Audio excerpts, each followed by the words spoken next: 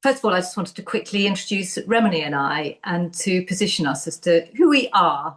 So, first and foremost, we're first cousins and we're great friends. We're also the chair and the vice chair of the Guthrie Heritage SCIO, which we'll be talking about today. Initially, securing the Guthrie Church started out as a very, very personal story. I grew up in Guthrie, attending the Sunday services at the church, and both Remeny and I's mothers spent much of their childhood in the village. It very quickly developed into an ambitious collaboration between the local Guthrie community, the global Guthrie family, and ourselves. And largely, when I talk about the global Guthrie family at this stage, we're talking about Clan Guthrie USA, who have been fantastically supportive from the word go. It is absolutely a collaboration and partnership with all of those people that I've just mentioned. Today, we're here just to share a bit of our experience, the practical steps we've taken, how we've won support, and how we can continue to create momentum locally and globally. And I thought it would be a little bit helpful just to give you a very quick summary on the timeline, a bit of context. So the history, Guthrie Church, as it is now, was built in 1826, but its very first incarnation was in 1180. So it has been through quite a lot. It survived clan feuds, wars, and radical policy changes along the way. When we were notified in the spring of 2023 about the upcoming sale of Guthrie Church, we were lucky enough to have it notified as a sort of inside knowledge announcement. Because we knew the Guthrie Church treasurer. He was a family friend and a strong member of the local community. He was able to get news from the Church of Scotland that it was going to be put on sale, and we were going to be given the opportunity to buy it off market, or the community was going to be given the opportunity to buy it off market if there was interest and funds to do so. But Church of Scotland were very clear that they would like to go to open market as soon as possible if we were not interested. So the clock was ticking. We had the option, but we had to get the funds together, the interest together, and get moving very, very quickly to avoid it going to the open market. The urgency around that was driven by potential local competition for the site, so development. It's in a really nice space in the centre of the village, and there were some particular individuals who we knew had a keen eye on that, on the opportunity. So there was a level of urgency around it. We'll go into the detail in a minute, but we very quickly motivated ourselves. Established the SCIO in September 2024, which I'll talk about in a minute, and started fundraising, pretty much from the get-go. And I think it's important here to point out that at the same time that we were notified, as in Remeny and I, the same community member notified Clan Guthrie USA, who were already engaged with the community. So that relationship was already in place, and that was incredibly important. And Remeny will talk a little bit about that as she takes over. But that was very helpful because it meant that everyone was working from the same kickoff point, and it allowed us to move really, really quickly. We managed to purchase the church in April 2025. We had an opening ceremony in June of 2025. And we're very aware that this is the early stages of a very, very long journey that hopefully will go on for generations. We have a couple of immediate future tasks, which is in December, we'll be having our first Christmas service in the church since Guthrie Heritage SCIO took ownership. And in the autumn of 2026, we'll be launching the Guthrie Heritage Centre, which Remeny will tell you a little bit more about shortly. So that's the timeline in a nutshell. It moved quickly, but it has taken some time, a lot of enthusiasm. I probably would say that it's taken a lot of resilient optimism along the way to get things going. I wanted to talk about connecting with people right at the very beginning, because without this immediate connection with the community and with our global Guthrie family, we would never have got this going as quickly. We would never have got it going in time, and the funds would not have been there. So the sort of every single opportunity is, this is a thread throughout our whole journey. We were very clear about those 3 strands that we were engaging with from the very beginning. So I keep saying it, but it really was something that was established very early on, and we continue to talk about these 3 strands. And it's important in terms of communication. Again, Remeny will talk about that. But Clan Guthrie USA, the local Guthrie community, and then the immediate Guthrie family have been collaborating for this entire journey. Some examples of how important that's been is that in the very early stages, it was the connection of this local member of the community who let us know that the church was coming up for sale off market. Without that, it would have been an open market and it would have been a competitive process. But also the community introduced us to some really important people. They introduced us to the local vicar, incredibly important, and he is, of course, a member of our board of trustees now, and has been and continues to be fantastic. Also, really helpful people like surveyors, a well-known sort of historian in Scotland who's going to help us, hopefully, with our Guthrie Heritage Centre and the content in that, and also just generally kind of helping us win affection with the local community. It's just been incredibly important because we're not on the ground. None of outside of our local community representative on the SCIO, we are all remote, either over in the States or in various places in the UK. So having that hunger and appetite and support on the ground has been essential. And I think the key insight there, before I go on to talk about how we made it all happen, is that by engaging proactively with largely the local community and also our global Guthrie community and listening to them all, we were able to really nail down what our purpose was. And be consistent in our storytelling, which has helped us with again everything that we've done to date, including managing to get the Scottish charitable status confirmed. So there's been a lot to be grateful for in terms of that early engagement with everyone, with all of our key stakeholders. Going on to making it happen, I think I've talked a bit about the team of people. When we first started this, there was a lot of, it was sort of, I would say there was a lot of enthusiasm, a lot of emotional energy, probably a lack of clarity, definitely a lack of clarity, a lot of unknowns. This is new territory for most of us. So we had to very quickly turn this into a focused project-led and objective-led activity. So we moved very quickly into formalizing our behaviors. The first thing that we did was we formalized our collaborations.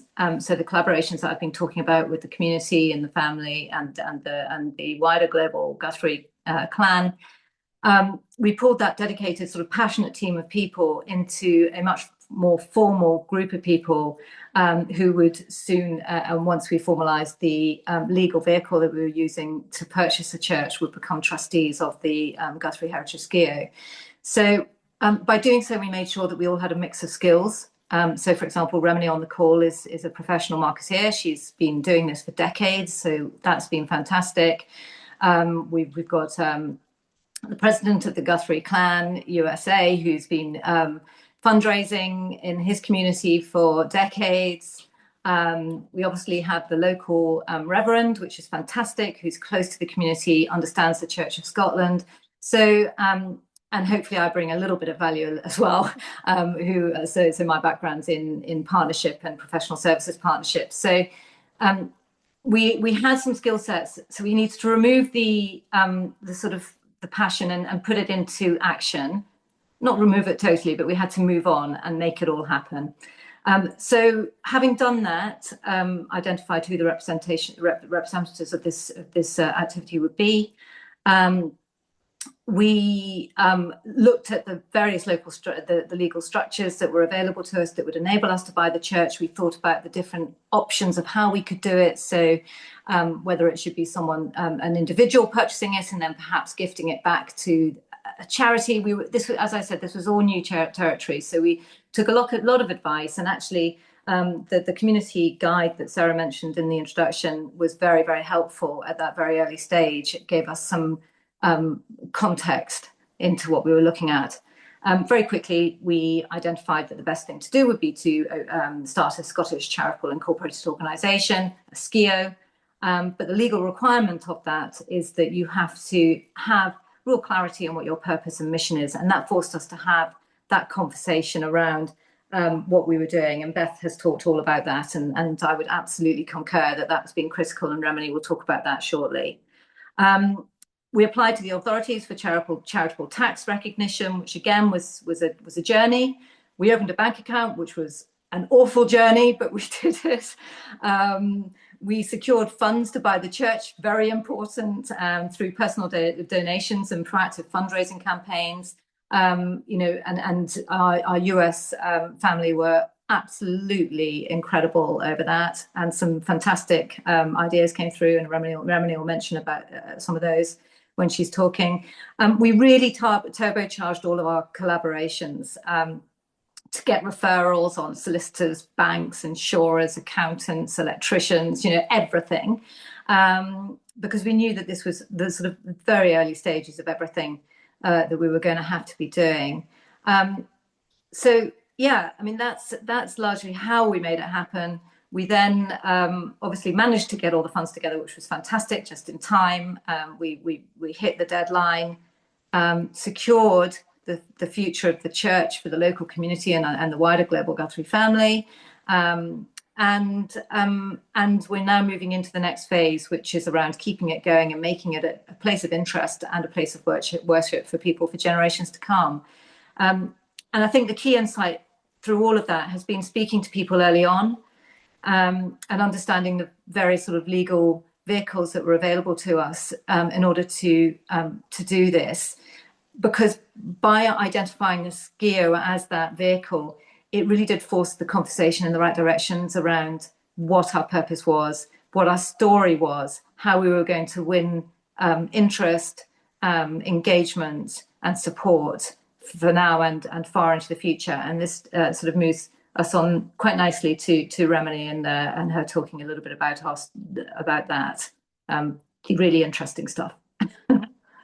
Thank you, Arabella.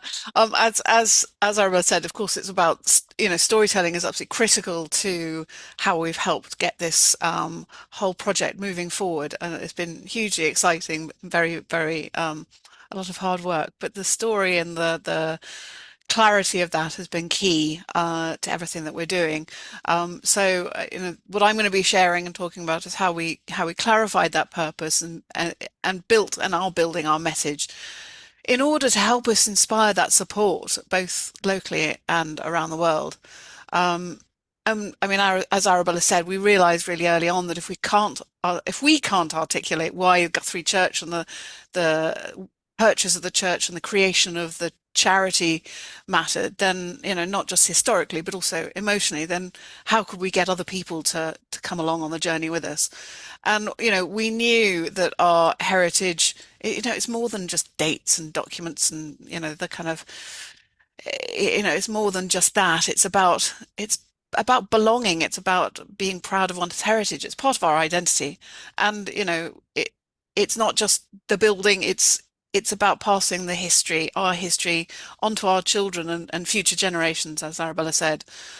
So right at the very beginning of the SCIO journey, as Arabella said, we had to spend time as a group, as the trustee group, working through what our purpose and our mission and vision was. I mean, we are working on this again now, but at the moment our mission is to preserve, celebrate and share our cultural heritage through the church, creating a platform for community engagement, education and meaningful connections that honour our past and inspire future generations. Um, and as I mentioned, we are looking at that and making sure that is right and aligned because and we're doing that with Jessica Guthrie, one of the Clan Guthrie's brilliant members. And, you know, because we know how important it is to stay aligned on the why we're doing this, what's the point, the who, and what we're here to do as a whole.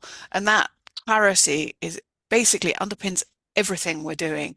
And I mentioned Jessica, you know, there's a good starting point, and one of the things that we couldn't have done this without was Clan Guthrie USA, and I know Arabella's mentioned them a few times, but you know, just to give you a little bit of background, they were kind of in a way, our secret weapon. Their organization, they've existed for 42 years. They're hugely organized. They're global. They've got 500 members, and they have their own events. They do newsletters, they have online gatherings, they do in-person events, they go to Highland Games all over the States. It's an incredibly strong and committed community. So we've been learning from them and getting ideas, and they've been helping push us forward. And two of the board members we have, including Breeze, he's the president of Clan Guthrie, and here on this call at 5 a.m. at the moment, are, you know, here today, and without their trustees of the SCIO, and having their voices and their experience has been absolutely invaluable to what we're doing. You know, of course, they have that structure and that energy behind them, which has meant we can kind of learn from that and help develop the marketing, the planning, and everything, the kind of the practical elements going forward. You know, we do have to stay focused and grounded and connected to, you know, obviously it's about the local community and the family, but also the wider clan and what that means. You know, part of sharing our messages is having a website and getting that awareness out to the world, sharing what we're doing, encouraging donations. Again, another Clan Guthrie member built it, designed it, and so you know that's a really important part of how we share our story. You know, lots more to do to get you know, next stage, but you know, one thing at a time. It is still early days. We have also. We've also built a relationship with the press, for example. We connected with the editor of the Courier, and they were brilliant and and they've shared in kind of key milestones from when we first purchased the church to they came to the launch in June. And you know, we were amazed when it wasn't just the local press that covered it, but it went all over Scotland and throughout the UK. I think even the Daily Mail picked it up. Not that that's something to be shouting about. It's still big paper. And you know, ultimately it is a good uplifting heritage story, and that publicity has really helped us raise awareness and credibility at those key moments that seem to have been, you know, people are talking about throughout kind of Scotland all the way to America and different clan gatherings all over the place, which is hugely exciting. But, you know, as Arabella has said, none of this would matter without the local community and their buy-in and their passion to make this work. And you know, Brian Ramsey, the vicar of the church, he's been fantastic at building that local engagement and helping us to find and build relationships with businesses, the residents, and just people who want to see the church open again and have that space that to do their you know, have their events there and services, as well as having it as a heritage centre. And because people believe in what we're doing, we have been getting donations, and they're coming, and hopefully, you know, the village do want to succeed. So it's really important that you get that community involvement. I mean, we're really, you know, proud that, you know, the impact of what we're doing is actually being seen today. And, you know, the background of that is having the clarity, the storytelling, the partnerships has led to impact. And of course, we bought the church, you know that now. But that was a massive achievement. We raised $140,000 through those donations, as Arabella said. And as Arabella alluded to, it was quite a nervous time. There were delays. There were moments when we weren't sure it was actually going to happen, but we did it. We powered through. We kept hold of each other and made it happen. And of course, once we were able to buy the church, the big thing personally for me was the moment that we were able to open those doors again in June. And it's embarrassing every time I talk about it, I get quite emotional because, the whole community came, the whole local community came. There were, I think over 30 members of Clan Guthrie USA came. And of course, our family, the wider Guthrie family came along there. People who grew up there. We had a lunch and a Thanksgiving service, and that run by the vicar, and it was, and just to kind of add to the magic and the power and the impact of what we were doing, we had the Provost of Angus joined as well. He gave a speech and he welcomed us officially to the community, and it really meant a lot that we were being welcomed by Angus and by the wider kind of community. And for me, seeing the local people reconnect with their church that had been closed for months, it wasn't just about opening a heritage site, but it's a place where people can have their weddings, funerals and other celebrations, and of course it's a place for all the people who traveled so far to reconnect to their heritage and their roots. And actually another moment for me was when we were clearing up, and after everyone had left, two American Guthries turned up. That was completely unplanned, and they wanted to visit and see where their family came from. And I showed them around the church and told them what we were doing, and they were incredibly moved, as was I. And it was at that moment when I thought, yeah, we're really doing the right thing. This really, really matters. And I felt hugely proud. And that's when I get all kind of emotional, embarrassing. But as mentioned before, it was really important. We built those partnerships with the local businesses. The nearby tartan company came along to the launch and was selling Guthrie tartan, and they donated the profits for that. The local tour guide is connecting to the SCIO and various other businesses, and we're hoping to grow those partnerships over time. And then, we were also invited by Scotland's Churches Trust to take part in really interesting nationwide church recording project. I don't know how many of you may be aware of it, but it's an extraordinary initiative where the volunteers come and they document everything inside the historic churches, all churches in Scotland, before they're lost or sold. Everything from the artwork, the stained glass windows, the hymnals and memorials, everything is recorded for future generations. So if any of you are buying or have bought a church, I'm sure they'd love to hear from you, because they really want to have this so that they can keep that for the future generations. And continued impact. We've got our Christmas service on the 14th of December, and hopefully the whole community will come to that as well. The local congregation will come, and giving that back to the local people means a lot to us. I just wish I could be there. But it's one of the key reasons we're doing this. Is the heritage is obviously a very key part of it, and what we're going to be doing with the Heritage Centre, but actually having the church for the people is really, really important. And moving on to what we're trying to achieve now, in the next stage, one of the big pieces of work we're doing is developing our 3-year strategic plan.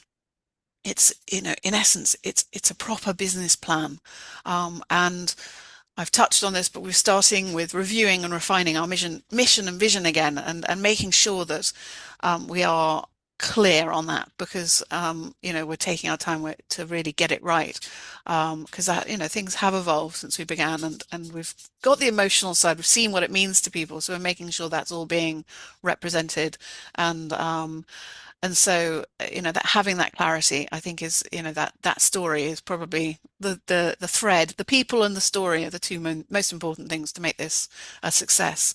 It means everything for what we need to do to go forward. Is anchored in the right purpose. And once we have that plan, we can make sure our messaging is consistent, all our priorities are clear, and that future team members, partners, all understand the direction we're going in. Because without a strategy, it's too easy to become reactive and jumping from one thing to the next. But, the plan has to be focused so we can prioritize properly and get the energy right. A big part of that is expanding the global outreach and finding Guthries around the world. And, we want to exist beyond the church itself. And have the right collaboration opportunities with people like the Heritage Network. Thank you again for having us. The National Trust for Scotland, Scotland's Churches Trust, and other heritage groups. I mean, of course, their experience has been actually absolutely key and hugely helpful for us to help us for future fundraising and learning and support. And then, of course, that's all going to bring us to next year, our 200-year anniversary, where we're going to be launching the Heritage Centre. So it's quite a lot to do, but it feels really, really special. And, we are working with the local community and historians and, of course, the global Guthrie clan to bring this to life. But it's not just for now, it's for the future, it's for the future generations. But on that note, I'm going to hand over back to Arabella, who's going to share some of the things we wish we'd known before we started the journey. Oh, thanks very much, Remeny. That was really, really lovely to hear you talk about it. It was made me quite emotional just listening to it all when it's talked back to you like that. So it's been nice to listen to. Look, yeah, just very, very briefly, there's a few things that we wish we had known before we started this process that would have made things a little bit easier in terms of our planning. The first off is that the whole setting up process, identifying lawyers, banks, insurance, the correct insurers, that took absolutely ages. And I think most people, well, all of us have got full-time jobs, so it was quite a challenge. I think if we'd known how hard it was going to be and the loopholes that you were going to have to jump through, we would have perhaps been a little bit I don't know how we would have done it, but we would have just been a little bit more aware and we would have been able to plan in advance of that. I think, and this may be a little bit of a personal acknowledgement, but I had to keep remembering that the Church of Scotland's it's a commercial exchange with the Church of Scotland when you're negotiating with them. And I found that there were no favours. I had to really reposition how I was thinking about the way that we were sort of communicating and negotiating with that and sort of stop thinking about it as a church, but as an organisation. And had I known that, I think, again, I would have been a lot more focused in the communications and perhaps things would have gone quicker, would have happened quicker, rather than the sort of softly, slightly less formal approach that I initially took in the sort of exchanges. Yeah, time investment is high. So I think, again, just self-management. I am now a lot more organised around and have a lot more reality around the amount of time it's taking to prepare for meetings, attend meetings, and do all the work that you promise you're going to do on those meetings. And I think just not over-promising and not setting unclear, sort of unreal expectations is really important for everyone else involved. That's been a learning curve. Over-promising, I think, is something we can all be really good at, and then it's terrible when I haven't sort of met deadlines that I've sort of been actually setting for myself for others. So that was a good one, and also just understanding the team you need. We've been really fortunate in that the team that we've got as a board of trustees on the SCIO have such a good mixed skill set. That has been absolutely brilliant, and also we can have robust conversations around everything. And this is really this is very current, because as we're talking to redefine our purpose and mission and set our 3-year strategic plan, those robust conversations are fantastic to have, because you end up with something really tight, solid and achievable. So it's been good to have that trust base with everyone that we've been working with.